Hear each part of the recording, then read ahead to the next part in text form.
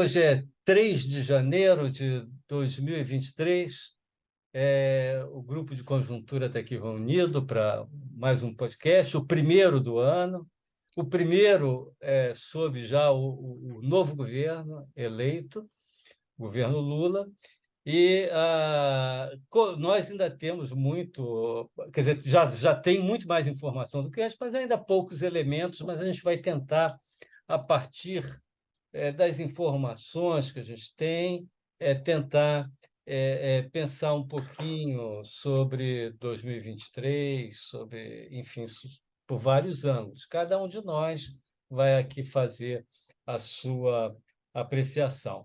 Então, eu vou começar aqui colocando assim uma coisa bem objetiva, tá? Eu vou aqui listar, pensando aqui basicamente na questão do crescimento econômico, vou aqui tentar listar fatores que podem contribuir para o crescimento, fatores que podem contribuir para reduzir o crescimento, fatores negativos, né?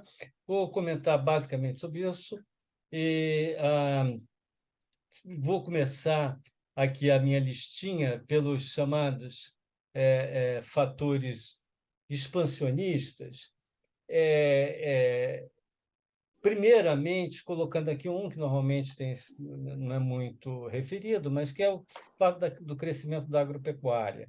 A agropecuária cresceu, teve um crescimento ligeiramente negativo em 2022, então puxou o PIB um pouquinho para baixo, mas ela deve ter um crescimento muito forte em 2023, em torno de 10%. O IPEA, por exemplo, está projetando um crescimento de 11% para a agropecuária, e se essa projeção do IPEA estiver certo, só a agropecuária daria uma contribuição de 1% para o crescimento do PIB no ano que vem.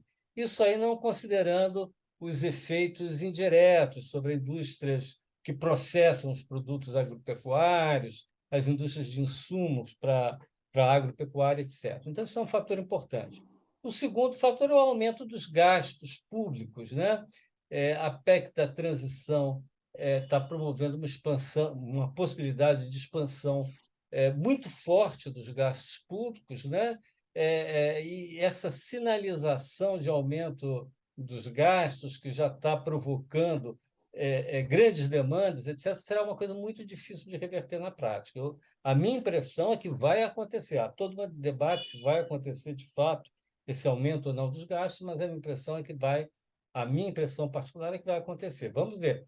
É claro que isso aí, em algum momento no futuro, pode começar a ter efeitos negativos se um descontrole fiscal ficar claro, e isso aí prejudicar bastante as expectativas, o investimento, etc., e a gente teria um impulso na direção contrária.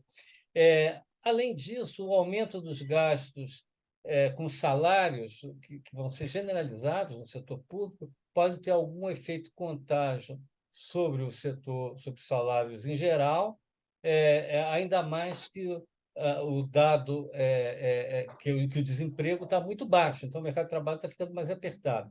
Um par de dados aqui, a última PNAD mostrou um desemprego se aproximando em torno de 8,3%, em termos sazonais um pouco menos disso, que corresponde à média, por exemplo, da taxa de desemprego no segundo governo Lula, que foi quando a economia estava mais aquecida. Então, isso aí mostra que a gente está com o mercado de trabalho já apertado. Aliás, os salários cresceram mais de 5% no último trimestre da PNAD, que vai até outubro, contra o igual trimestre do ano anterior.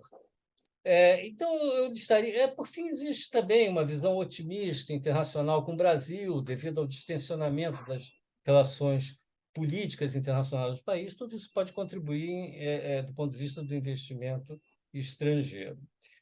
Por outro lado, pelo lado contracionista, nós temos, primeiro, acho que o fator mais importante, a política monetária contracionista, com altas taxas de juros, está começando a fazer seus efeitos já e vai ter os seus efeitos plenos em 2023. Esse fator deve ser acentuado pelo prolongamento de altas taxas de juros e, eventualmente, até um aumento para se contrapor à política fiscal e eventuais efeitos inflacionários. Acho também que outro fator que deve prevalecer, negativo, seriam os efeitos da incerteza relacionada à política fiscal, que pode comprometer o investimento, já tinha feito menção a isso. A desaceleração da economia mundial, que deve ser forte, principalmente na China, no primeiro semestre deste ano, associada aos efeitos desse surto de Covid que está acontecendo na China. Isso pode afetar, ou tende a afetar os preços das commodities para além da contração geral da economia mundial, e afeta negativamente a renda dos setores agropecuário e mineral. Temos ainda, desse lado negativo, o efeito negativo do aumento do comprometimento da renda das famílias com o serviço de dívidas, que está no maior nível desde 2005, né? Então, isso aí pode ter um efeito negativo sobre o consumo. E, muito importante, o esgotamento do impulso, que foi muito importante em 2022, dado pelo fim das restrições da pandemia aos serviços, né? Então, o setor serviços cresceu muito para reocupar, né, aquele espaço que ele tinha antes da pandemia, e isso aí esse impulso já aparentemente já está esgotado. Aliás, no último mês o serviço teve até uma taxa negativa de crescimento depois de muitas taxas altas. A construção civil também está perdendo impulso, que é um setor muito importante. E, para terminar essa minha listinha, a economia está se aproximando provavelmente do pleno emprego, já me referi a isso antes, né?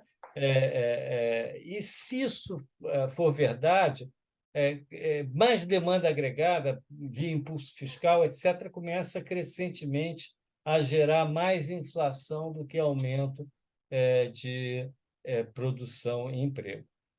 Então, a gente vê que tem aqui uma lista de fatores positivos, negativos. O que isso representa em termos do PIB?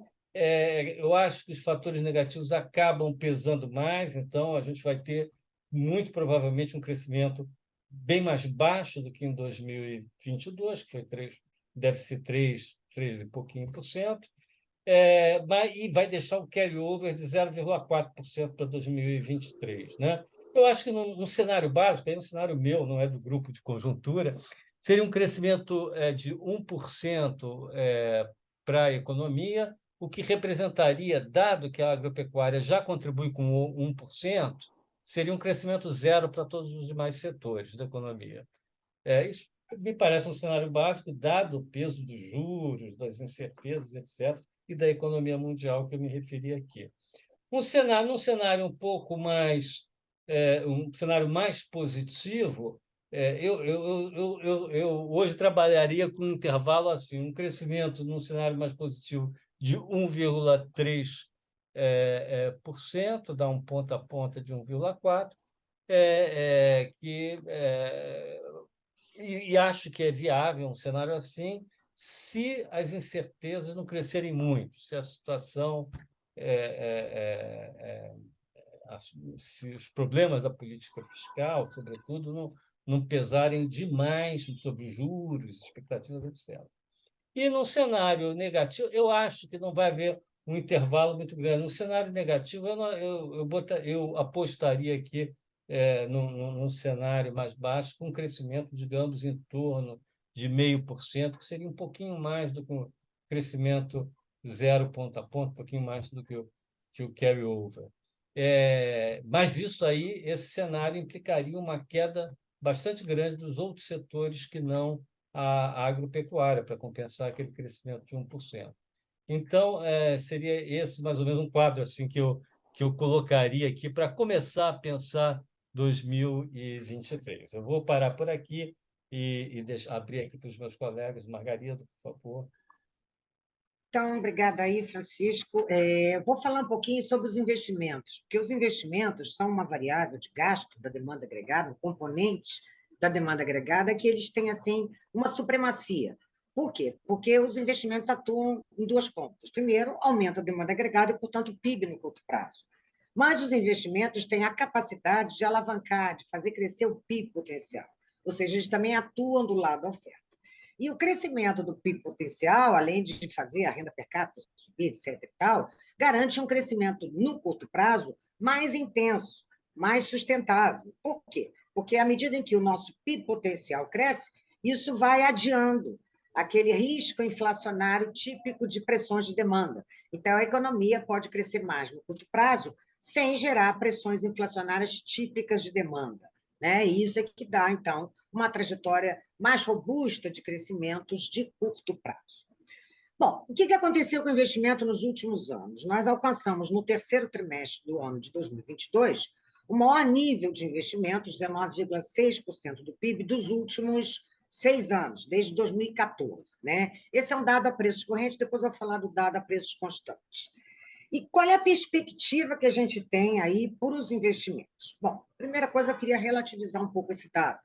Esses investimentos, nesses últimos anos que eu acabei de relatar, eles foram muito estimulados pela construção civil, foram muito estimulados por preços de commodities, né, mais recentemente, principalmente. Então, todas aquelas atividades ligadas à agropecuária, caminhões, maquinário agrícola, subiu muito. Né? Então, isso foi muito favorável a essa performance dos investimentos. O que a gente pode esperar daqui para frente? Bom, vamos lembrar algumas coisas da literatura clássica de investimentos. Os investimentos dependem de duas variáveis: das taxas de juros, que são uma medida do custo de captação das empresas, né?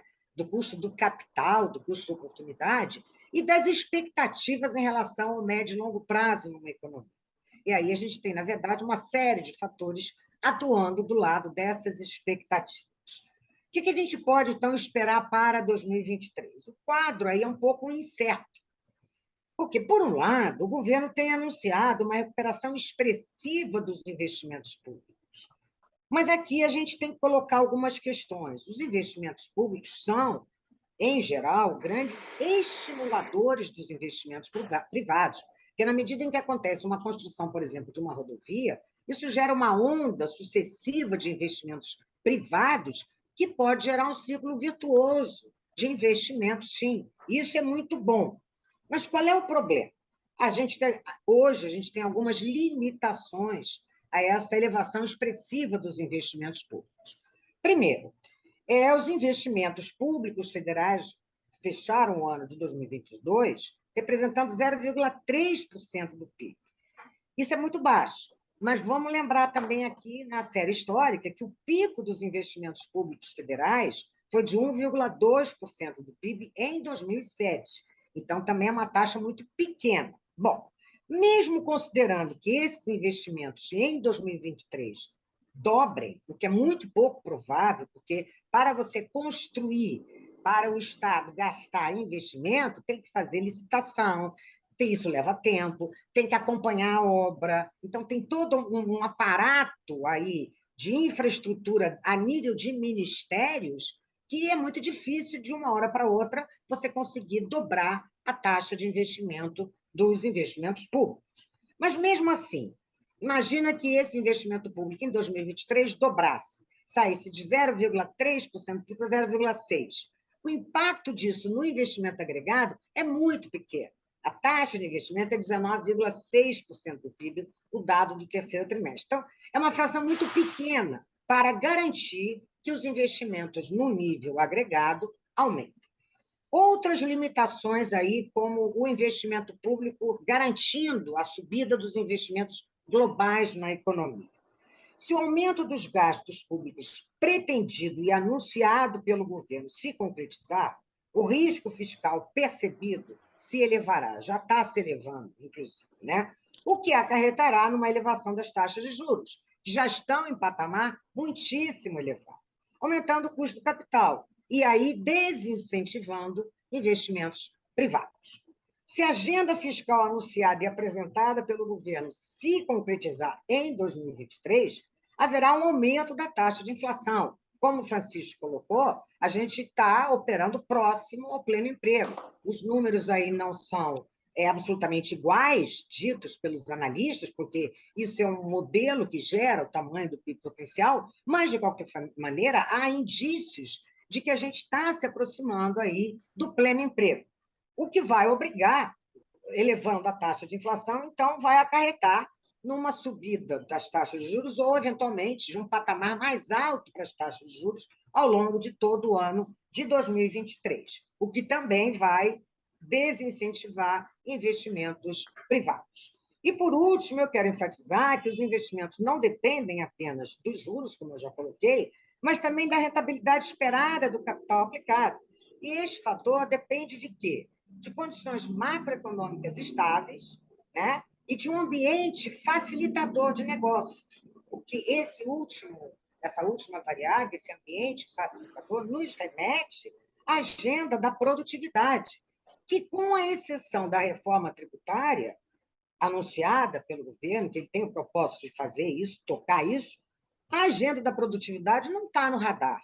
Nada foi dito em relação a ela, em termos de alavancagem da produtividade da mão de obra, um adensamento maior das empresas brasileiras às cadeias globais de produção, uma redução do custo Brasil no sentido mais amplo da palavra, uma desburocratização, enfim. A gente tem aí uma agenda extensa, microeconômica, que também não está no radar, pelo menos até agora, ela não foi anunciada. Então, por conta disso tudo, para finalizar, a gente pode ter um fenômeno muito descrito na literatura econômica, que é o crowding out. A demanda agregada pública aumenta, mas ela expulsa a demanda privada. E esse mecanismo ele poderá ocorrer por alguns canais, no nosso caso, para esse ano. Uma elevação das taxas de juros por conta de pressões inflacionárias típicas de demanda e economia batendo no teto. Ou um aumento do risco fiscal, elevando também as taxas de juros mais longas, o que tira o investimento privado da cena. Então, isso é uma coisa que a gente tem que tomar muito cuidado, porque tem um discurso aí anunciador de investimentos públicos que vão ser a solução para os problemas e para o crescimento da economia brasileira, e por esses fatores todos que eu listei, não é bem assim. Então, era isso que eu queria colocar. Cara, Bom, um primeiro aspecto que eu queria destacar em relação às perspectivas para a economia em 2023 é que houve, de novembro para cá, uma piora muito significativa do ambiente macroeconômico. E isso ocorreu, sobretudo, por duas razões. A PEC da transição, que elevou os gastos muito acima do que seria razoável, e, segundo, as incertezas, que ainda continuam muito elevadas sobre o futuro arcabouço fiscal. O fato é que, ao invés do pragmatismo demonstrado no seu primeiro governo, o Lula, na sua versão atual, tem sido, pelo menos até agora, né, um ardoroso defensor das ideias mais tradicionais do PT. Em particular, a ideia da expansão fiscal e parafiscal via bancos públicos como o motor principal do crescimento. Em certas conjunturas específicas, mais favoráveis, o populismo fiscal, né, ele costuma ter um período inicial de graça, em que ele gera benefícios para a população, aumenta a popularidade do governo, segue-se esse ciclo. E os custos vêm depois, na forma de aumento da inflação, do aumento dos juros e, em último, no final da linha, de derrubada da atividade econômica. A questão é que não me parece que esse seja o caso da economia brasileira hoje, que haja esse espaço para um período de graça do populismo fiscal. Eu acho que nós estamos com isso por várias razões. Quer dizer, nós estamos com uma dívida pública muito alta e crescente até onde a vista alcança, por causa da diferença acentuada entre taxa de juros que incide sobre a dívida e crescimento do PIB. Nós estamos, no momento, sem arcabouço fiscal e com dúvidas ainda muito sérias se o arcabouço fiscal que vai construído será suficiente para infundir confiança na trajetória da dívida, etc. Nós estamos com a inflação muito alta, nós estamos com uma economia, como tanto a Margarida como mais o Francisco comentou, com baixa capacidade ociosa. principalmente no mercado de trabalho, que está muito apertado, a gente vê pelos dados de taxa de desemprego e do aumento de salários que está ocorrendo na margem. E esse contexto é um contexto em que a expansão fiscal tende, em boa parte, a vazar a ter efeitos negativos, sobretudo sobre inflação e juros, e menos os efeitos positivos que se esperam de uma expansão fiscal do lado do crescimento. Como essas coisas vão se equilibrar, ainda é prematuro falar, mas eu acho que o espaço para o resultado benigno, para o estímulo, é muito pequeno. Na verdade, o efeito principal você vai dar em mais inflação e mais juros. Então, esse é o quadro que a gente tem. O principal indicador dessa piora que eu falei do ambiente macro, por conta dessa opção de política econômica que vem sendo adotada até agora, desde novembro, né, é o fortíssimo aumento das taxas de juro de mercado desde então. Tanto das taxas do título do Tesouro Nacional, negociados no mercado secundário, né, quanto das taxas que precificam a evolução da Selic nos próximos anos. Se a gente olhar para as taxas do Tesouro longas, as NTN-Bs, que são títulos indexados à inflação e pagam juro real, se a gente pegar de 10 anos para cima, eu estou pegando 10 anos para fugir para escapar desse efeito de curto prazo do juro muito alto por conta da necessidade de desinflacionar a economia. Se a gente pegar esse juro longo, a gente vai ver que as taxas de juros estão em níveis absolutamente insustentáveis, as taxas reais de juros. A NTN-B paga inflação mais juro real. O juro real estão oscilando, né, de 10 anos para cima, de 6,2% a 6,3%. Mais do que isso, não é só insustentável, esses juros reais estão incidindo sobre inflações implícitas que nada tem a ver com as metas de inflação, que são muito mais altas que a inflação. Para vocês terem uma ideia, se a gente pegar a NTN-B de 10 anos, que está pagando o juro real de 6,2%, a inflação implícita é de 6,3%, quer dizer, uma inflação implícita de 6,3% média nos próximos 10 anos. Nada a ver com as metas de inflação. É claro que é verdade que as taxas de juros de mercado não podem ser tomadas como projeções do que vai ocorrer com as taxas de juros e a inflação na prática, porque elas embutem prêmios de risco, né, que são cobrados em relação ao comportamento dessas variáveis. Mas a verdade é que essas taxas, o que elas revelam é uma confiança muito baixa na situação fiscal do país ainda, uma confiança a ser construída, séries de desconfiança em relação à capacidade do Banco Central, no horizonte mais próximo, reduzir a inflação para perto das metas. É isso que essas taxas revelam. Portanto, elas mostram um quadro de muito baixa previsibilidade da economia brasileira nos próximos anos. E, para concluir essa minha breve intervenção, eu queria fazer um comentário sobre algumas observações sobre o desempenho da economia em 2023. Desempenho, aliás, que vai ser do qual vai depender em grande medida do que vai acontecer em 2024. De certo modo, não pode pensar 2024 separado do que vai acontecer em 2023. Para efeito de raciocínio, vamos pensar assim, dois cenários, um negativo e um otimista. Muito provavelmente o que a gente vai ter é um cenário nesse intervalo. Se a gente fosse julgar pelo andar da carruagem até agora, seria mais próximo do negativo, mas é prematuro ainda falar sobre isso. Mas vamos olhar esses dois cenários e pensar um pouco sobre isso. O que é o cenário negativo? O cenário negativo é um cenário de um déficit primário elevado, o que significa uma expansão fiscal bem forte, e onde o governo não consegue entregar um arcabouço fiscal que gere confiança na sustentabilidade da dívida. Essa seria a premissa do cenário negativo. E é um cenário onde o que a gente poderia esperar seria uma inflação igual ou eventualmente um pouco maior do que a desse ano e não menor, como um cenário mais provável. E nós poderíamos a manutenção de taxas de juros de decorrência muito elevadas, transbordando para 2024, um crescimento baixo da economia e um ambiente e tudo isso preparando o ambiente para 2024 ainda muito ruim. Esse seria o cenário negativo.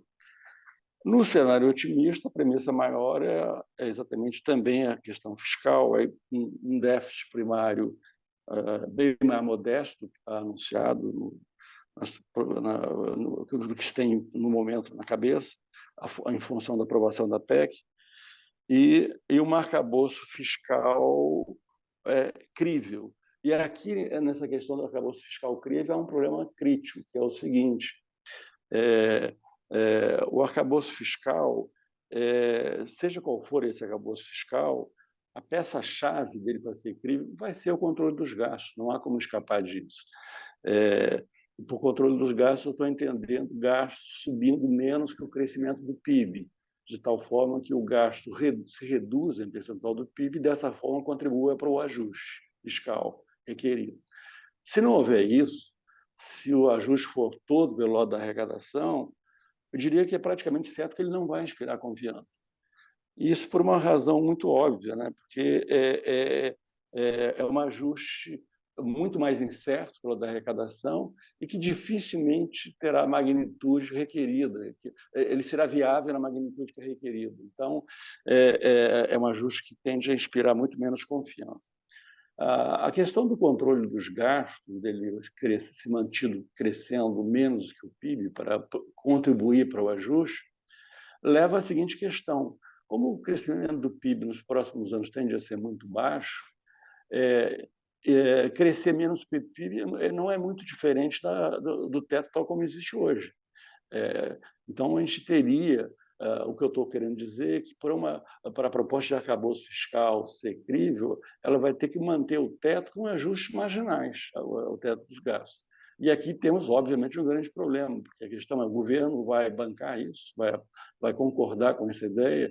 O Lula tem repetidas vezes feito carga contra o teto, e a última, todos nós assistimos, foi na posse dele, né, onde ele chamou o teto de uma estupidez. Então, fica no ar essa questão se isso vai acontecer ou não, na verdade, né? De qualquer maneira, se for viável um cenário mais favorável ao lado fiscal, onde o arcabouço fiscal seja bem aceito, bem recebido, isso abriria caminho para um cenário bastante melhor do ponto de vista de redução da inflação, dos juros e do câmbio. Claro que a intensidade dessas coisas vai ser influenciada também pelo cenário externo, não há dúvida, mas abriria caminho para uma coisa desse tipo. O crescimento, eu acho que seria baixo do mesmo jeito, porque nós estamos num período de juros muitíssimo elevados e com a necessidade de desinflacionar a economia. Então, mesmo com a política econômica indo na direção que eu estou chamando de correta, entre aspas, no cenário otimista, o crescimento seria baixo, mas as condições para um desempenho muito melhor em 2024 estariam sendo criadas. Então, esse seria o grande ganho desse processo do ponto de vista de crescimento em 2023. Cenário de ajuste, no fundo, para preparar o ambiente macro, criar um ambiente macro favorável para o crescimento em 2024. E esse crescimento em 2024 ainda pode ser turbinado por um outro elemento de melhora das expectativas e tal, de efeitos concretos também na economia, que é a reforma tributária, que o governo está aparentemente jogando suas fichas nela. Se ela de fato decolar, isso seria um ganho importante para o desempenho da economia a partir de 2024.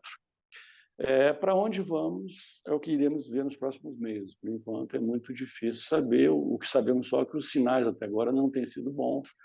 E se é julgar pelos sinais, como eu disse, a gente estaria mais perto do negativo do que otimista. Mas vamos aguardar os próximos meses como é que as coisas evoluem.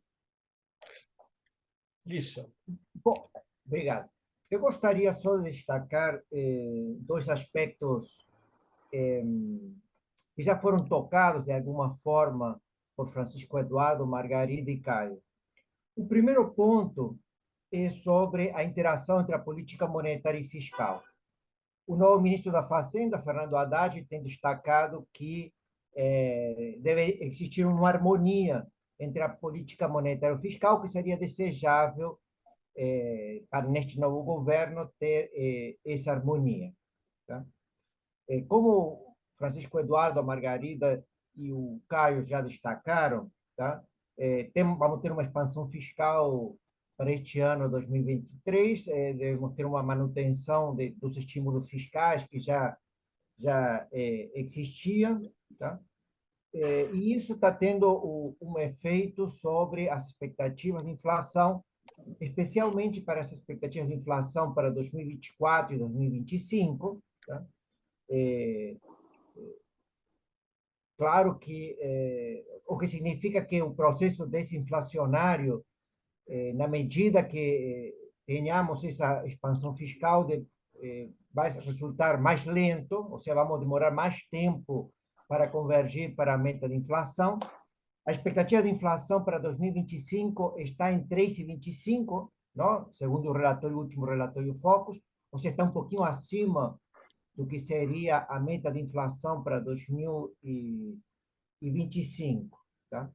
E essas expectativas, tanto para 2024 e 2025, estão começando a se desancorar ainda mais. Tá? Por causa, como a Margarida destacou, o Francisco Eduardo também, a gente já está perto do pleno emprego e temos pressões fiscais aí. O que significa, como já também foi colocado, que a taxa de juros Selic deve começar a cair depois do que a gente esperava. Tá? Ou seja, já sabemos que no primeiro semestre não vai cair, provavelmente pode cair no final do terceiro ou no quarto trimestre, deve cair muito mais lentamente do que a gente esperava. Segundo o relatório Focus, a Selic para final de 2023 está em 12,25, um pouco acima do que a gente tinha nas últimas semanas. Então, a gente já está começando, pelo menos nas expectativas dos agentes, ainda quando o Banco Central não tem ainda se manifestado, um plano de voo para a Selic um pouco mais alta do que a gente esperava algumas semanas atrás. Tá? O que já foi dito, não? Que isso deve ter algum efeito contracionista. Significa, basicamente, na medida que a gente tem um Ministério da Fazenda ou uma política fiscal mais expansionista, vamos ter como contrapartida uma política monetária mais contracionista. Tá? Ou seja, temos um Banco Central um pouco mais conservador, se for o caso, em resposta a essa política fiscal. É claro que temos que esperar, esse é um pouco o que a gente tem por enquanto, são algumas expectativas para o gasto e a arrecadação para 2023, mas estamos à espera da discussão sobre o novo arcabouço fiscal. Tá? Isso deve acontecer ao longo do primeiro semestre, conforme foi já declarado pelo ministro Fernando Haddad, tá?